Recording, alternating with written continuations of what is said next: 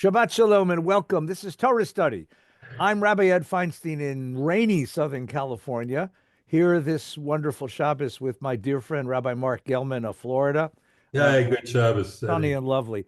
Well, in the Torah, we are beginning the book of Vayikra, the book of the middle book of the Torah, which is all about the sacrifices offered first at the Mishkan and then, of course, at the temple. But in the Jewish world, we are deep into Pesach. Passover is coming. You can see it in the supermarket. You can certainly see it in a butcher shop. You could see it in the congregation, in the community. People are scrambling now to make their plans. Who's coming to the Seder? What are we going to do? So, Mark, let's talk about that. Let's talk about Seders. If you go around a room of Jews and you ask them for their most powerful Jewish memory growing up, there'll be someone who talks about a bar mitzvah, and someone will talk about getting beat up by anti-Semites in junior high school, and someone will talk about a trip to Israel. But lots of people will talk about the Seder. Even Seders that were bad Seders. My grandpa just wuz this way, mumbled his way through the Haggadah, and we waited and waited. But people talk about Seders. The whole idea of a Passover Seder is to create Jewish memories, to impress a story upon the child at the table, and not just the child, the grown-ups at the table. The mitzvah of the Seder is the mitzvah of Haggadah, of telling, right? You're supposed to v'higadata lebincha. Tell your child in that day, ba'avur zeh shasali Adonai b'tzeti Mitzrayim, because of what God did for me when I came out of Egypt. It's a personal memory creator. That's what the whole structure of the Seder is about. So, Mark, you and I have been doing this a long time. How do you create Jewish memories? Well, let's begin with a statement which, as a typical Gelman thing, it's way overblown and probably not true, but it's good to shake up the brain. I will make the case to begin our discussion that the most important single Jewish thing you can do is have a Passover Seder. Okay, now here's my proof for that. Of all of the other major Jewish rituals, and I do not include Hanukkah in that, all of them are in shul. Rosh Hashanah, Yom Kippur. I mean, Sukkah, for those who still do a Sukkah, is at home, but basically it's still in the shul. The Seder has to be at home. Or occasionally, if the synagogue now makes the Seder, or here in my country club here in Florida, I lead the Seder, and it's, 450 people, two nights in a row, and sold out in 10 minutes. And Wow. it's partly this idea that the only way to celebrate Pesach is at home, which means that whatever you do, you're creating a connection between Jewish memory and home memory, Mhm. family memory. And the idea that Judaism, home, family are all connected is the single most important Jewish thing you can do, because it's the thing that lasts. It's the thing that you remember when you grow up and when you have your own children. Now, so that's the point I would make. That's why it's the most important. And that's why I want to give encouragement to people who are our students, who take their valuable time on Shabbos to listen to us and learn from us. And it's a great honor that they do for us. I want to say to them, don't worry that the Seders you do aren't what you may have remembered from your grandfather. Don't worry about that. Just whatever you do can create a Jewish memory. People ask me all the time, as I'm sure they ask you, Ed, why did you become a rabbi? And I always tell them, because on Friday night, we weren't that religious. Orthodox grandparents, okay, but at our own home in Milwaukee, Sal and Rosalie Gilman made sure that on Friday night they blessed us. They put their hands on our head and blessed us. And that single act of Friday night Shabbos blessing was so powerful for me that it has instilled in me a love of the Jewish people and of Judaism that convinced me that I should be a rabbi. So don't ever think that what you're doing is too little. It may, and even what objectively looks like a small thing can have a gigantic effect. And that's my main point about how you create the most important Jewish memory. Do a Seder.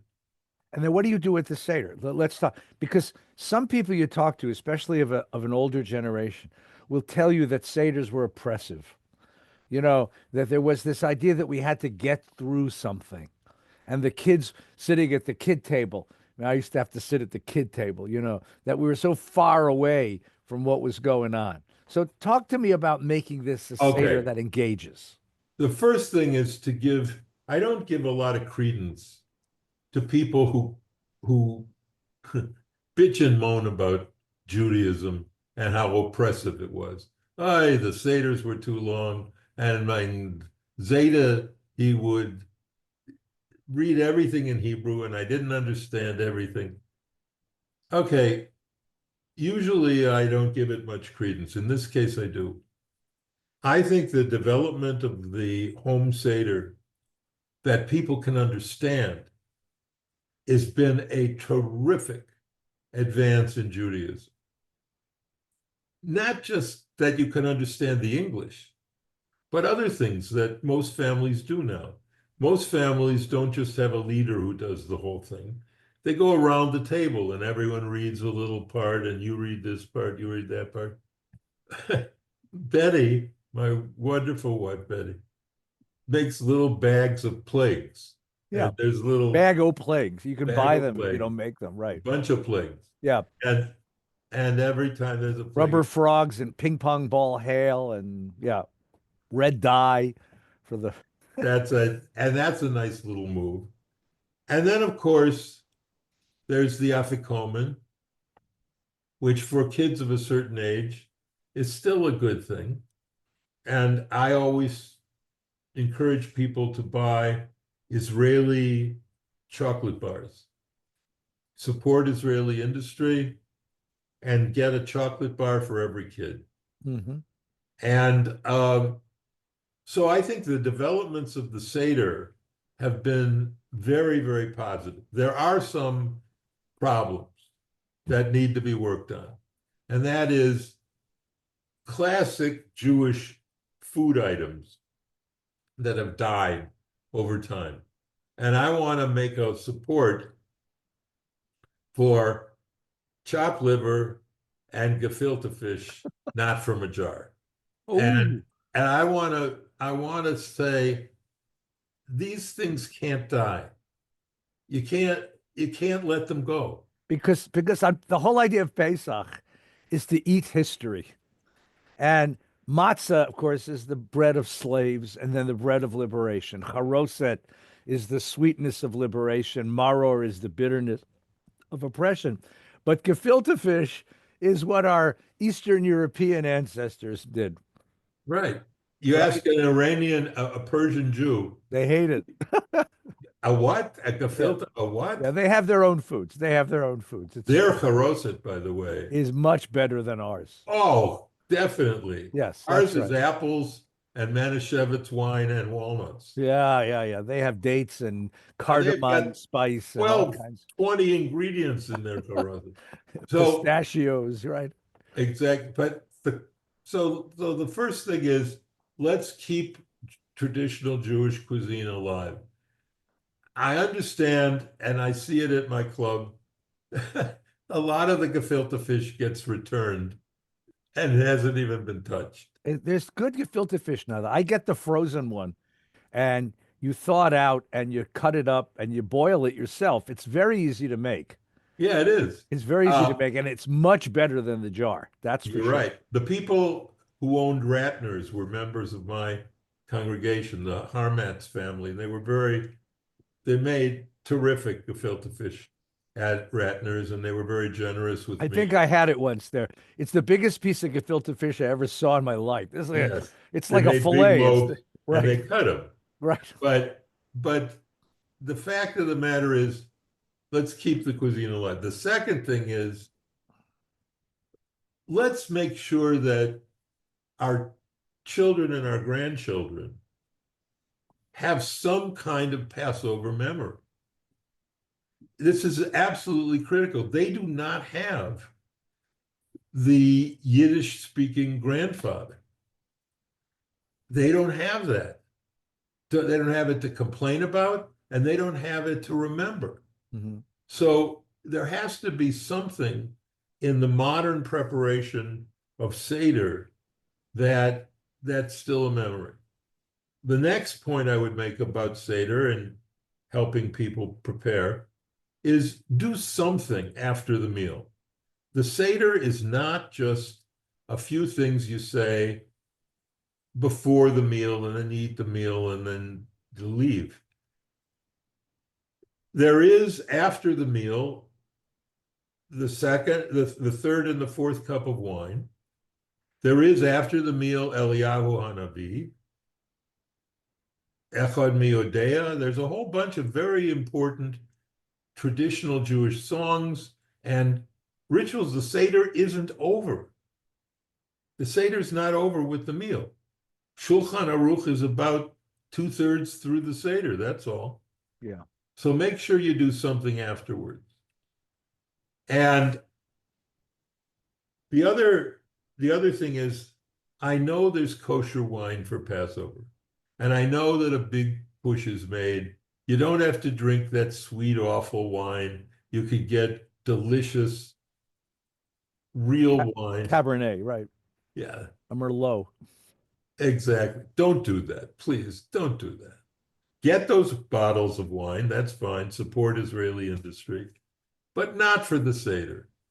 There's something about the taste of Malaga or Concord grape wine that is absolutely inextricably bound to the taste and memories of Passover.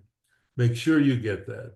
Oh, also, when you're eating the maror, the bitter herbs, it's not the ground up stuff, the chrein. It has to be like little size of a quarter, slices of real horseradish. And the other thing is make your own charoset. It's not that hard. Chop up some apples, put in some wine, some uh, walnuts, maybe dates, whatever, but make your own charoset. And the other thing is, there was a custom. I don't know if it took off or not. Susanna Heschel did it first, and that's to put an orange on the Seder plate Right. Susie said because that wasn't her, by the way. She she that's the forswear, legend, but though. that's the legend, right? She's now the subject of the legend. Right. The story was that she was at a Seder and they were talking about whether women should be ordained as rabbis. And somebody at the Seder made the comment that a woman belongs on the bima, on the pulpit of a synagogue, as much as an orange belongs on a Seder plate. And so since that time, they put oranges on Seder plates. It's a lovely idea. I think it's a lovely idea So I too. want to go back to the first thing you said, because you said something very important, that the advent of the American Seder, which made the Seder accessible to American English speaking families, was a great gift to our Yes, Judaism. So, what you're doing is you're endorsing the Maxwell House Haggadah. yes, absolutely, I Now, am. the Maxwell House Haggadah is not a great Haggadah. It's okay. You can do much better. But the concept of the Maxwell House Haggadah, which is the purpose of the Seder, is not to get through the Seder. Sometimes when we pray a service in the synagogue, you sort of feel like we're just getting through it. But that's not what the Seder is about.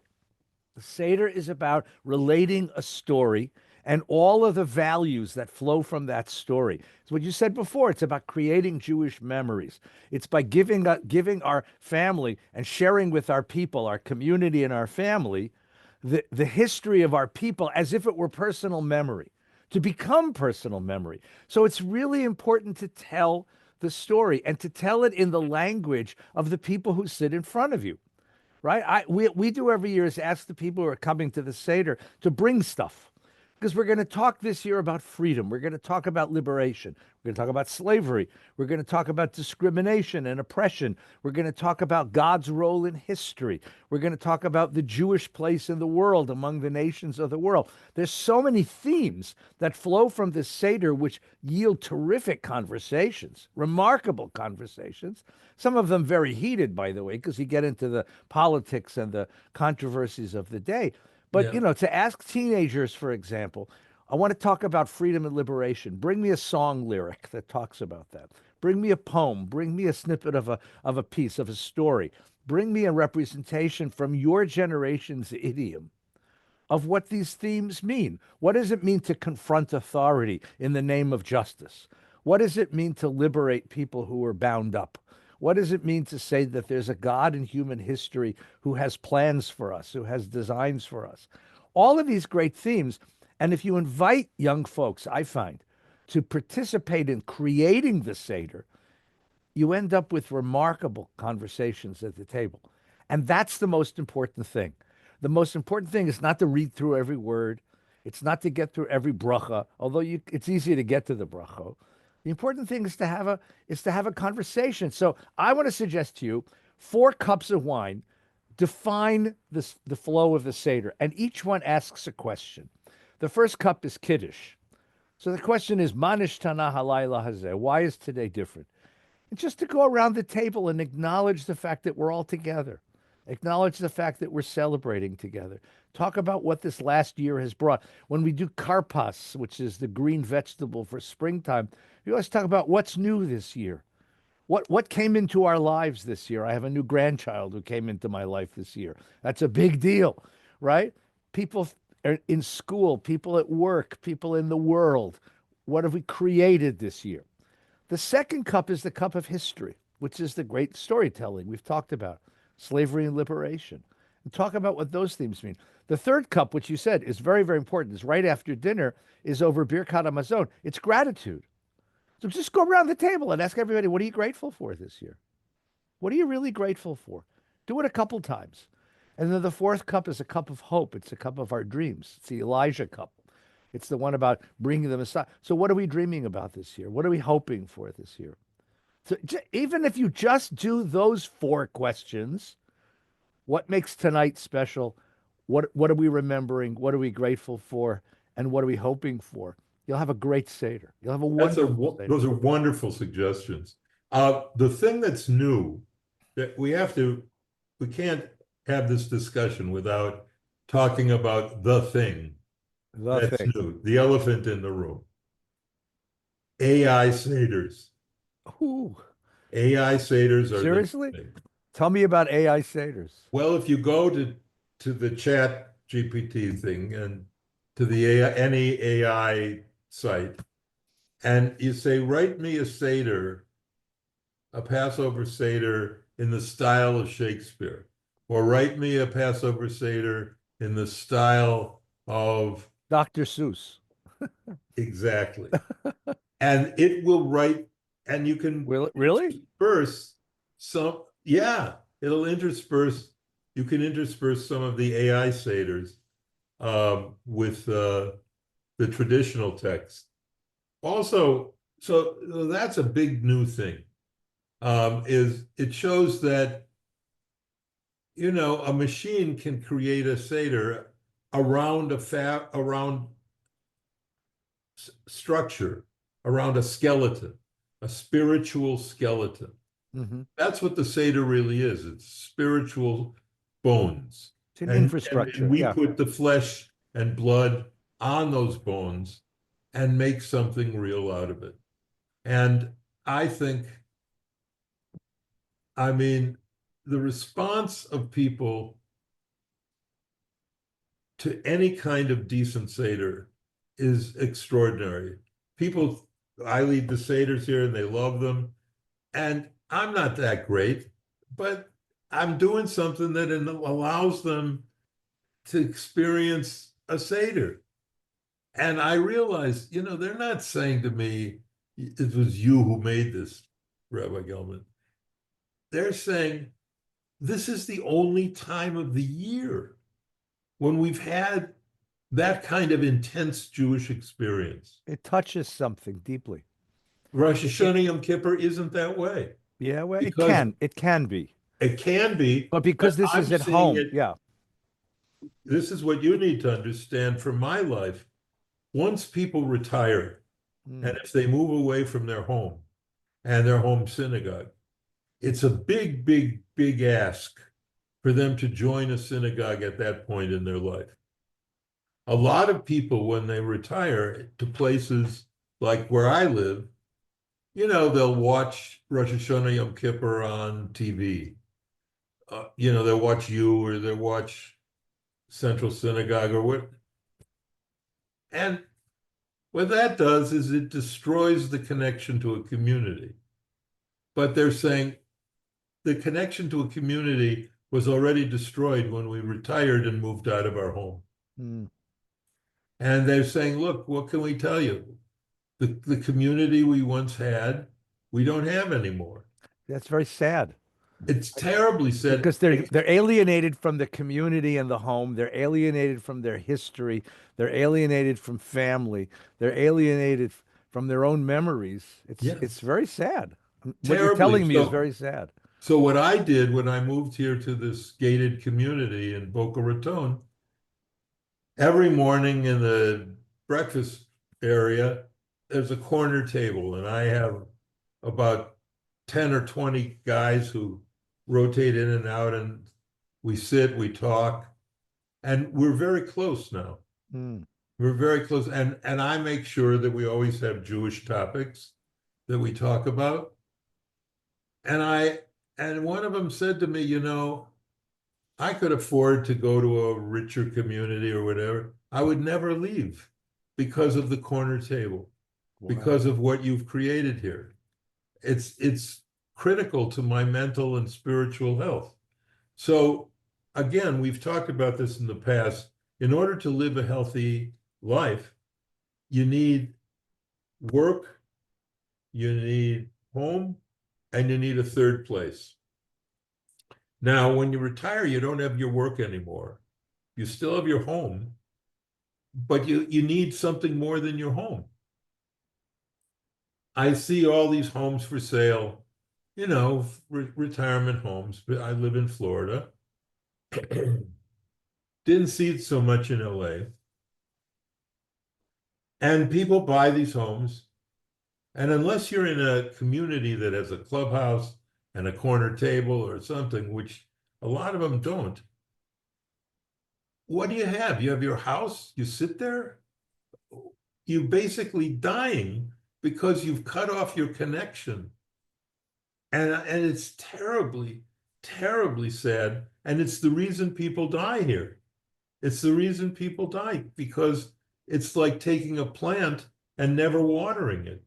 In Mm. order to live, the plant needs water, and in order for people to live, they need community. Now, it is true that even when they lived in and when they were working during their working life, and they were members of a synagogue, let's say, many synagogues were not really hospitable to community. If you ask yourself honestly, how many people at Valley Beth Shalom or how many people at Temple Beth Torah consider the synagogue to be their third place, the third most important place in their life after work and home? The answer to that is not as many as we would like. I don't know. See, what you're saying is so important, but I want to reflect on it not just for people of your generation. Okay. I watched something the other day. There was a Tot Shabbat here at VBS. So once a month or twice a month, the nursery school is invited to come on a Yeah, yeah. Shabbat morning. they put on a wonderful little program with a band. It's cute, and and then they serve a little light lunch. You know, get hundreds of people come. And I Yeah, went out because my kids now bring my grandson to come. And I went out to find my grandson. And I'm standing here like the service has been over for an hour, and all these people are staying. The kids are playing on the jungle gym and playing on the swings and playing on the soccer field. And these grown-ups are just hanging out. And I wondered about them. It's a generation or two below us, you know. These poor kids are working so hard to keep up their jobs and keep up the financial demands on them to hold a home in this neighborhood, which is not easy. You know, mom and dad are both working, and they're working long demanding hours in difficult demanding jobs. The kid has an au pair or a nanny that helps them, or a babysitter that helps them. So this family doesn't have a lot of together time to start with, right? And in our culture, this neighborhood, I'm sure it's the same in Florida. You got to keep up your look, so you got to go work out at the gym. For so many of these folks, the gym is the third place, right? But I don't know if there's a place to to connect with people, to be right. together. The And gym could be a place, but the problem is they don't have enough time, so they have to go, they work out, and then they leave. I know, and there's no stopping, and What there's I no have, reflecting, and there's no thinking, and you do right, that in the car listening to a podcast. That's the problem. what I have every morning, 7 days a week, except for Shabbos, even there where before I daven, I go there. Every single day I'm with these guys. Yeah. And it's the same guys, a few other guys come in. And when you're sick or when you have troubles, these guys are critical to your mental health. Otherwise, you're just sitting around alone, Yeah. dying without community. And I wonder, I always ask where you live. Oh, I live in a condo or I said, is there any place in the morning you can go and have coffee with a bunch of friends? Mm. A simple question. Is there any place in the morning where you can go? Where you can connect with people. And You the answer is almost universally no. you can share with somebody, right? Well, and so you get these different generations, and they're different experiences of this kind of alienation. There's different experiences of alienation, and that's one of the reasons why they talk about a loneliness epidemic, because you can be lonely in either circumstance. You can be in a very Correct. intensely social circumstance at work, but it's work, and work is a power dynamic, and work is an achievement dynamic. It's not the same as sitting and sharing. And you come home exhausted at the end of the day, depleted, and not ready to really share with a partner. This is a very serious issue. Let's come back to the Seder. So, one of the things the Seder does is force you to stop and prepare something material, a meal and a table and an experience, and then prepare something experiential to sit and to really share and to take an evening out of time and to share with people your stories and your thoughts about life. That's what the Seder's asking us to do. And it's inconvenient and it's a And pain in the neck. it's a ton of work. But it's the only way to create deep and loving memories, and it's the only way to have a soul. That kind of deep work is what's necessary to cultivate a soul. So, And Mark, one last tip. I want one last tip for a Seder. You've given well, us. By the way, okay. I disagree with the wine thing, but we'll get onto that another time. All right, all right. I But like a Merlot at my table. there's Sorry, certain tastes I know you and my that dad. trigger memories. Shapiro's with Um, a shot of seltzer, my right? one thing, the thing that I'm most proud of is a devar that I did once for you uh, On the Four Sons. on the Four Sons. It's beautiful. Go ahead and give it to us because The it's such Four a beautiful Sons, thing.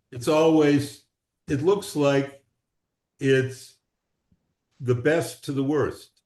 The wise one, the Yeah, it looks it's wizard, hierarchical, and right? to the one who doesn't even know how to ask. I believe it's the secret of the Seder that the rabbis intended it to be reversed, Beautiful. and that the lowest spiritual level is the wise son, Who Because what is asks, his yeah, question? His question is, what is this little ritual or that little ritual? What is the what laws are of the rules? I want to know the rules. I want to the follow rules the have rules. nothing to do with the meaning of And, the Seder. and that's the problem. That's why the wise son is maybe he may be smart. Would say smart ass if you don't mind a thing, but he's not wise. He's Correct. not wise. The second lowest is that's first the Russia, the evil one. I mean the wise one. The second one is the one who doesn't know what to ask. No, no, the other way around. The Russia's the second lowest because what Right. he says is spell out for me the meaning of this narrative. Tell The me what it is. Spell it out in right. The words. Russia is the second low. That's correct. The And third lowest or the he second is that's highest. right. He's the second lowest because he says to you. I wouldn't say to you. I think what he's telling you is spell it out for me. You tell me. He doesn't have the sensitivity to grasp that this is about something that is deep to his humanity. So he says, "Go ahead, tell me, tell me." He thinks this is a CNN report, and he wants it quick. By the way, he wants it concentrated. He only wants a tweet. He doesn't want the whole Geschichte, the whole story. Okay. So That's the so second we lowest. start with the wise one is the lowest. Then the Second Russia, is the Russia. then the Tom. The Tom is the simple one, and he's higher than the Russia and the wise one because his question is the best.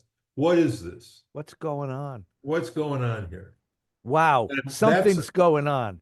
he Because he knows that, notices that something's going on, something incredibly deep that but he he doesn't doesn't know what it is. that he doesn't quite grasp, but he feels it. He feels it inside. That's what makes him profound. And why is the most spiritually advanced one She'eno Yodea Lishol, the one who doesn't know what to ask?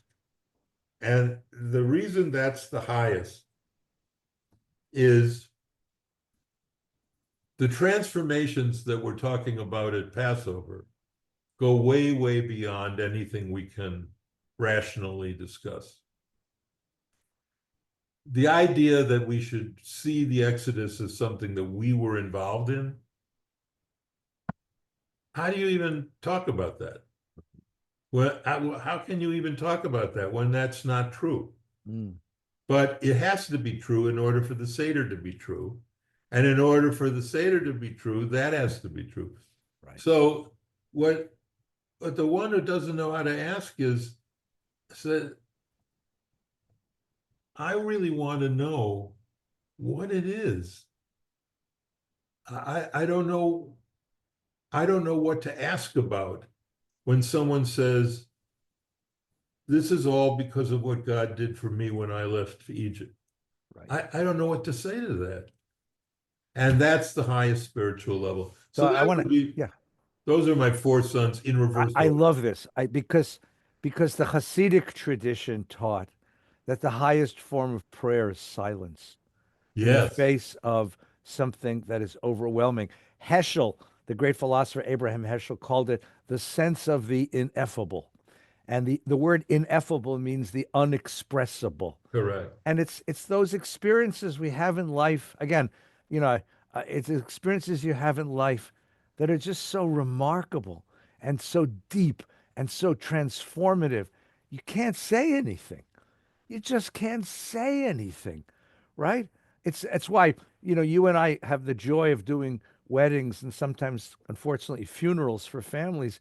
And the reason they bring you and I in, because the parents at the wedding are sitting there with their mouths open, just experiencing the miracle of a child's maturity and bonding. And the family that's lost a loved one is so taken with the grief of the loss. They need us to give words. But if you're in the experience, all you do is hold on to it. And that's that one knows enough to shut up and just experience the Seder, experience the miracle, experience the wonder of the thing, and not try to explain it, and not try to put it into words, and not try to politicize it or rationalize it or make it scientific, just to say, oh my God, oh wow. Right. I love It's that it's drasha. yira. It's yira. It's awe. Exactly. Yira, awe, reverence. It's a beautiful drasha. I love that dress. So Thank let's you. wish everybody you're preparing for Pesach. The price of brisket is rising, so God help us there. And if you can find eggs, good luck. And hope that your preparations go well. And the rabbi and I will be back next week to get into the weeds about the Pesach story and the Haggadah. Take good care. Shabbat Shalom. Mark, thanks so very much. Shabbat shalom, my friend.